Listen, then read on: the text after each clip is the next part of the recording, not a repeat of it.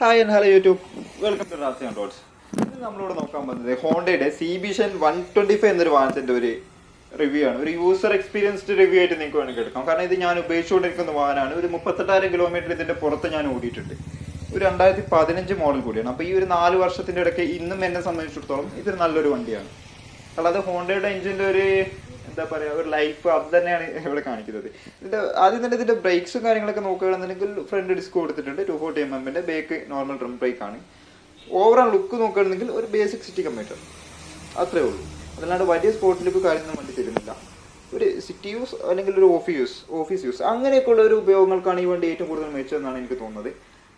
ഈ വണ്ടിയുടെ മറ്റു കാര്യങ്ങളൊക്കെ എടുക്കുകയാണെങ്കിൽ എഞ്ചിന് HET ടെക്നോളജിയാണ് ഉപയോഗിച്ചിട്ടുള്ളത്. Honda eco technology. അതെന്താണെന്ന് വെച്ചാൽ നിങ്ങൾക്ക് വണ്ടിയുടെ പവറും കാര്യങ്ങളൊക്കെ ഒന്ന് കൺട്രോൾ ചെയ്തിട്ട് നിങ്ങൾക്ക് കുറച്ചും കൂടി മൈലേജ് പ്രൊവൈഡ് ചെയ്യും വണ്ടി. ഹോണ്ട അവകാശപ്പെടുന്നത് 64 ആണ്. എനിക്ക് ഏകദേശം 58 വരെ എനിക്ക് ലോങ്ങിൽ കിട്ടിയിട്ടുണ്ട്. സിറ്റിയിലൊക്കെ ആണെങ്കിൽ 52 ഒക്കെയാണ് എനിക്ക് കിട്ടാറ്. നിങ്ങൾ കുറച്ചും കൂടി മാന്യമായിട്ട് വാഹനം ഓടിക്കുന്ന വ്യക്തിയാണെന്നുണ്ടെങ്കിൽ തീർച്ചയായിട്ടും നിങ്ങൾക്ക് ഒരു 60 വരെ എന്തായാലും എത്താൻ കഴിയും. അപ്പോൾ ഈ വണ്ടിയിൽ ഏറ്റവും കൂടുതൽ ആകർഷിക്കുന്നത് എന്താ വെച്ചാൽ ഇതിൻ്റെ മെയിൻ്റനൻസ് കോസ്റ്റ്. ഒരു പെയ്ഡ് സർവീസിന് എനിക്ക് ആകെ ചിലവ് വരുന്നത് 850 രൂപ മാത്രമാണ്. ഞാൻ ഹോണ്ടയിൽ നിന്നാണ് എല്ലാ സർവീസും ചെയ്യാറ്. അപ്പോൾ വരെ എനിക്ക് അത്ര രൂപയെ ചാർജ് ചെയ്യാറുള്ളൂ. പിന്നെ ഇതിന് ചെയിൻ സോക്കറ്റൊക്കെ ഇപ്പോൾ 38,000 ഇടയിൽ ഞാൻ ഒറ്റ ചെയിൻ സോക്കറ്റ് മാറ്റിയിട്ടുള്ളൂ. അത് ഫസ്റ്റിന് ഏകദേശം 20-25 വരെ നല്ല ഒരു ലൈഫ് എനിക്ക് തന്നിട്ടുണ്ട് കേട്ടോ. അത് ഒറിജിനലായിരുന്നു ഉണ്ടായിരുന്നത്, അതുകൊണ്ടാണോ എന്നറിയില്ല. ഇപ്പോൾ ശേഷം ഞാൻ ഇപ്പോൾ ഒരു 30 ഒക്കെ ആയപ്പോഴാട്ടോ ഞാൻ റീപ്ലേസ് ചെയ്തത്. 30 ഒക്കെ ആയപ്പോഴേക്കും അത്യാവശ്യം നല്ല അടി തുടങ്ങിയിരുന്നു ചെയിൻ കാര്യങ്ങളൊക്കെ.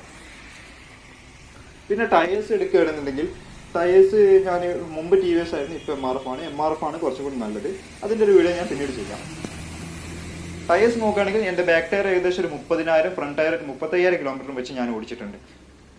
അപ്പോൾ ഇതിൻ്റെ മെയിൻ്റനൻസ് കോസ്റ്റ് ഇത്ര കാര്യങ്ങളേ ഉള്ളൂ. ഓയിൽ സർവീസ് ചെയ്ത് കൊടുക്കുക, ടയർ മാറ്റി കൊടുക്കുക, ബ്രേക്ക് പേഡ്സ് മാറ്റി കൊടുക്കുക, 200 രൂപ എന്താ ബ്രേക്ക് പേഡ്സ് വരുന്നുള്ളൂ. അങ്ങനെ ചെറിയ ചെറിയ മെയിൻ്റനൻസ് നിങ്ങൾക്ക് ഈ വണ്ടിക്ക് വരുന്നുള്ളൂ. നിങ്ങൾ പെട്രോളും ഓയിൽ ഒഴിച്ചു കൊടുത്താൽ വണ്ടി അങ്ങനെ ഓടിക്കോളും. യാതൊരു ബുദ്ധിമുട്ടും നിങ്ങൾക്ക് വണ്ടിയിൽ വരില്ല. ഇതിൻ്റെ ഇൻസ്ട്രുമെൻറ്റ് ക്ലസ്റ്ററൊക്കെ വളരെ സിമ്പിളാണ്. അനലോഗ് മീറ്റർ ആണ്, ഡിജിറ്റൽ അല്ല. 3 ഇൻഡിക്കേഷൻ മാത്രമേ അതിലുള്ളൂ. ന്യൂട്രൽ ലൈറ്റ് ഉണ്ട്, ഹെഡ് ലൈറ്റിൻ്റെ ഇൻഡിക്കേഷൻ ഉണ്ട്, ഇൻഡിക്കേറ്റേഴ്സിൻ്റെ ഉണ്ട്.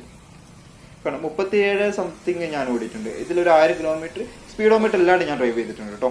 അതാണ് അങ്ങനെ വരുന്നത്. ഓക്കെ, പിന്നെ സ്വിച്ചും കാര്യങ്ങളൊക്കെ നോക്കുകയാണെങ്കിൽ ലെഫ്റ്റ് സൈഡിൽ ഡിമ്മ് ബ്രൈറ്റിൻ്റെ വരുന്നുണ്ട്, ഹെഡ് ലൈറ്റ് ഓൺ ഓഫ് വരുന്നുണ്ട്, ചോക്ക് വരുന്നുണ്ട്, ഇൻഡിക്കേറ്റർ വരുന്നുണ്ട്, പാസ് ലൈറ്റിന് സ്വിച്ച് വരുന്നുണ്ട്. റൈറ്റ് സൈഡിൽ സെൽഫ് മാത്രമേ വരുന്നുള്ളൂ. പിന്നെ ഒരു കാർബറേറ്റർ സെറ്റപ്പാണ് വണ്ടിക്കുള്ളത്.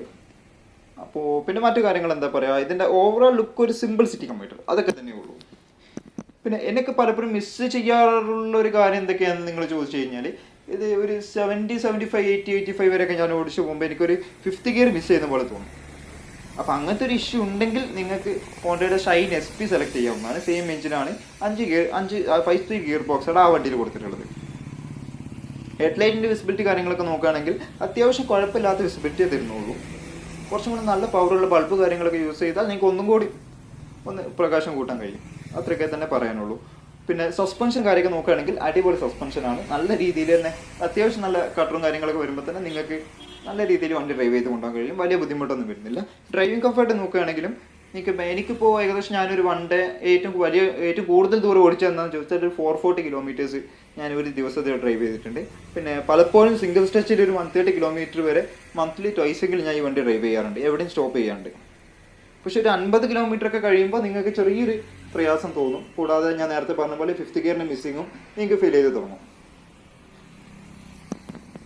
ഈ കമ്പാരിറ്റീവ്ലി, അതായത് ഈ സെഗ്മെന്റിലുള്ള വാഹനങ്ങൾ വെച്ച് കമ്പയർ ചെയ്യുകയാണെങ്കിൽ ഇത് വളരെ നല്ല വണ്ടിയാണ്. ഈ 38,000 കിലോമീറ്ററിൻ്റെ ഇടയ്ക്ക് എനിക്ക് വന്ന മെയിൻ്റനൻസ് കോസ്റ്റ് വളരെ ചെറുതാണ്. ടയേഴ്സ് വൺസ് മാത്രം റീപ്ലേസ് ചെയ്തു. എന്ത് സർവീസ് ആയിക്കോട്ടെ എല്ലാം നിങ്ങൾക്ക് വളരെ ചീപ്പായിട്ട് ചെയ്യാൻ കഴിയും. നല്ല പുള്ളിംഗ് പവർ നിങ്ങൾക്ക് ഈ വണ്ടി സിറ്റിയിൽ തരും. സിറ്റിയിലൊക്കെ പെട്ടെന്ന് എടുത്തിട്ട് പോകാനുള്ള നല്ലൊരു ഇനീഷ്യൽ പിക്കപ്പ് നിങ്ങൾക്ക് ഈ വണ്ടി എപ്പോഴും പ്രൊവൈഡ് ചെയ്യുന്നുണ്ട് എന്നുള്ളൊരു കാര്യം വളരെ ശ്രദ്ധേയമായിട്ടുള്ളൊരു കാര്യമാണ്. എൻ്റെ ബ്രേക്ക് ലൈറ്റ് ഒന്ന് പൊട്ടിയിട്ടുണ്ട് കേട്ടോ. ഇത് മാത്രമേ ഞാനിപ്പോൾ ഫസ്റ്റ് റീപ്ലേസ് ചെയ്യാൻ പോകുന്നുള്ളൂ.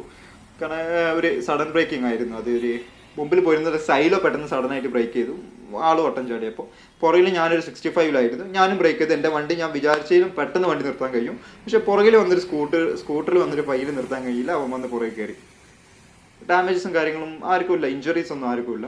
ആ പയ്യൻ പുറകിലും മറിഞ്ഞു വീഴുകയുണ്ടായത്. അപ്പോൾ ബ്രേക്കിങ്സ് നിങ്ങൾ നന്നായിട്ട് ബ്രേക്ക് ചെയ്യാൻ കഴിയുന്ന ഒരു വ്യക്തിയാണ് എന്നുണ്ടെങ്കിൽ നിങ്ങൾക്ക് പെട്ടെന്ന് നിർത്താൻ കഴിയും. ഇതിൻ്റെ കാലൊക്കെ കണ്ടോ, എനിക്ക് 2 കാലും ഈസി ആയിട്ട്, ഞാൻ 174 ആയിട്ടുള്ള ആളാണ്, എനിക്ക് നല്ല രീതിയിൽ തന്നെ കാല് 2 നിലത്ത് കുത്തി നിൽക്കാൻ കഴിയും. കൂടാതെ എനിക്ക് മറ്റൊരു കാര്യം എന്ന് വെച്ചാൽ ചില വാഹനങ്ങളിലൊക്കെ നമ്മൾ ഹാൻഡിൽ ബാർ ഫുള്ള് തിരിക്കുമ്പോൾ കാലിൽ വന്നിരിക്കുന്ന പ്രശ്നങ്ങളൊക്കെ വരാറുണ്ട്. അങ്ങനത്തെ യാതൊരു ഇഷ്യൂസും ഇല്ല കേട്ടോ. നിങ്ങൾക്ക് സിമ്പിളായിട്ട് വണ്ടി എവിടുന്ന് ടേൺ ചെയ്തെടുത്തിട്ട് പോകാം. വളരെ വെയിറ്റ്ലെസ് ആയിട്ടുള്ള ഒരു വണ്ടിയാണ്. വലിയ വെയിറ്റ് 123 കിലോ ഇതിൻ്റെ വെയിറ്റ് വരുന്നുള്ളൂ. അതുകൊണ്ട് തന്നെ നിങ്ങൾക്ക് സിറ്റിയിലൊക്കെ വളരെ പെട്ടെന്ന് യൂസ് ചെയ്യാം. പിന്നെ ഈ വാഹനങ്ങൾ ആരൊക്കെ എടുക്കണം എന്നുള്ളൊരു ചോദ്യം ഞാൻ അവസാനം പറയാം. അതിന് മുമ്പ് നമുക്ക് വേണമെങ്കിൽ വാഹനം എന്നൊരു ഓടിക്കുന്നൊരു വീഡിയോ കൂടി ഞാൻ കൂടെ ആഡ് ചെയ്യാം. അപ്പോൾ അതും കൂടി നിങ്ങൾക്കൊന്ന് കാണാം. അപ്പോൾ ഞാൻ അതിൻ്റെ ഇനീഷ്യൽ പിക്കപ്പും കാര്യങ്ങളൊക്കെ ഒന്ന് കൂടുതൽ പറയാം. അത്യാവശ്യം നല്ല പെർഫോമൻസ് ഉള്ള വാഹനം തന്നെ പറയട്ടെ. കൂടാതെ എഞ്ചിൻ്റെ സൗണ്ട് ഉണ്ടല്ലോ, വളരെ സ്മൂത്ത് ആയിട്ടുള്ള സൗണ്ടാണ്. എല്ലാവരും എന്നോട് ചോദിക്കാറുണ്ട് ഇത് വളരെ സ്മൂത്ത് ആയിട്ടുള്ള ശബ്ദമാണ് എന്നുള്ളത്. ഓക്കെ, അപ്പോൾ ഈ വണ്ടി നിങ്ങൾ സിറ്റിയിൽ എടുത്തിട്ട് പോകാൻ നിൽക്കുമ്പോൾ നിങ്ങൾക്ക് പെട്ടെന്ന് തന്നെ ഒരു ഇനീഷ്യൽ ഒരു പിക്കപ്പ് നിങ്ങൾക്ക് വണ്ടി പെട്ടെന്ന് തന്നെ പ്രൊവൈഡ് ചെയ്ത് തരും. ഒരു 60 വരെ എത്താനൊന്നും വണ്ടിക്ക് യാതൊരു ബുദ്ധിമുട്ടില്ല. കൂടാതെ മറ്റൊരു എനിക്ക് ഏറ്റവും ഇഷ്ടപ്പെട്ട കാര്യം എന്ന് ചോദിച്ചാൽ 60 to 80 വണ്ടി പെട്ടെന്ന് റീച്ച് ചെയ്യും. ടോപ്പ് ഗിയറിൽ തന്നെ നിങ്ങൾ 60 to 80 നല്ല റോഡാണ്, അത്യാവശ്യം നിങ്ങൾ ക്രോസ് ചെയ്തുകൊണ്ടിരിക്കുമ്പോൾ പെട്ടെന്ന് 80 എത്തിക്കാൻ കഴിയും. 80 ഞാൻ 100 വരെ ടോപ്പ് സ്പീഡ് ഇതിൽ ചെയ്തിട്ടുണ്ട്. പക്ഷേ ഇത് ടോപ്പ് സ്പീഡിന് വേണ്ടിയുള്ള വണ്ടിയല്ല, ഒരു സിറ്റി യൂസിനുള്ള ഒരു വണ്ടിയായിട്ടാണ് ഹോണ്ട ഇറക്കിയിട്ടുള്ളത്. ഒരു 85-90 നിങ്ങൾക്ക് കുറച്ച് പ്രയാസം തോന്നും. കാരണം കുറച്ച് ലോങ് ഒക്കെ അങ്ങനെ കുറച്ച് ദൂരം അങ്ങനെ ഓടിച്ച് കഴിയുമ്പോൾ ഒരു 5th ഗിയറിൻ്റെ മിസ്സിങ്ങും കാര്യങ്ങളൊക്കെ ആയിട്ട് നിങ്ങൾക്ക് ഇതൊന്ന് ഫീൽ ചെയ്യാറുള്ള ചാൻസ് വളരെ കൂടുതലാണ്. അപ്പോൾ നിങ്ങൾക്ക് തോന്നും വണ്ടി ഒന്നും കൂടി ഒരു ഗിയറും കൂടി ഉണ്ടെങ്കിൽ ഒന്നും കൂടി റിഫൈൻഡ് ആയതിനെന്ന്. പക്ഷേ എഞ്ചിൻ്റെ റിലയബിലിറ്റി വെച്ച് നോക്കുകയാണെന്നുണ്ടെങ്കിൽ എക്സ്ട്രാ ഓർഡിനറിയാണ്. ഓക്കെ, അപ്പോൾ ഇനി വണ്ടി ആരൊക്കെ എടുക്കാം എന്നുള്ള ചോദ്യത്തിന് എനിക്ക് പറയാനുള്ളത്, നിങ്ങൾ ഒരു വണ്ടി ഉപയോഗിക്കുന്നുണ്ട്, വലിയ വാഹനം ഉപയോഗിക്കുന്നുണ്ട്, അപ്പോൾ നിങ്ങൾക്ക് സിറ്റി യൂസിന് ചെറിയ വാഹനം വേണം എന്നുള്ളവർക്ക് ഈ വണ്ടി ചൂസ് ചെയ്യാം. ഒരു 50 കിലോമീറ്റർ വരെ ഓഫീസ് യൂസിന് അപ്പ് ആൻഡ് ഡൗൺ യൂസ് ചെയ്യുന്ന ആളാണെന്നുണ്ടെങ്കിൽ നിങ്ങൾക്ക് ഈ വണ്ടി ചൂസ് ചെയ്യാം. നല്ല മൈലേജ് നിങ്ങൾക്ക് വണ്ടി തരും, ചെറിയ മെയിൻ്റനൻസ് കോസ്റ്റേ വരുന്നുള്ളൂ. കൂടാതെ ഒരു 150-125 ഏത് വാങ്ങണം എന്നൊരു ആശങ്കയിലുള്ളവർക്കും ഈ വണ്ടി തന്നെ എടുക്കാം. കാരണം ചെറിയ മെയിൻ്റനൻസ് കോസ്റ്റ്, നല്ല വാഹനം, അതാണ് ഈ വണ്ടിയുടെ ഏറ്റവും വലിയ പ്രത്യേകത. അപ്പോൾ ഈ വണ്ടിയെക്കുറിച്ച് കൂടുതൽ വിവരങ്ങൾ നിങ്ങൾക്ക് വേണമെങ്കിൽ നിങ്ങൾ കമൻറ്റ് ചെയ്താൽ മതി, ഞാൻ തരാം. ഓക്കെ, അപ്പോൾ ഇന്നത്തെ വീഡിയോ അത്രയൊക്കെ തന്നെ ഉള്ളൂ. Okay, keep supporting.